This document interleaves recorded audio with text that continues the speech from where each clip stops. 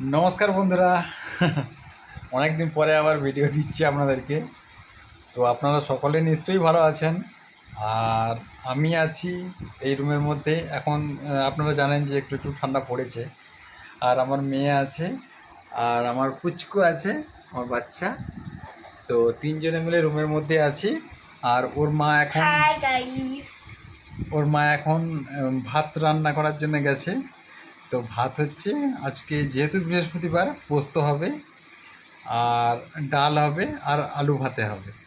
এই চারটে জিনিস দিয়ে আমরা আজকে ভাত খাবো। আমি, আমার বেটি, আমার বেটা, আর আমার ওয়াইফ আছে। তো এখন রান্না করছে, গ্যাসের কাছে আছে। তো অনেকদিন ভিডিও দিচ্ছিলাম না, যেহেতু আমার ইন্টারনেটের রিচার্জ ছিল না। তো এখন রিচার্জ আমার হয়েছে।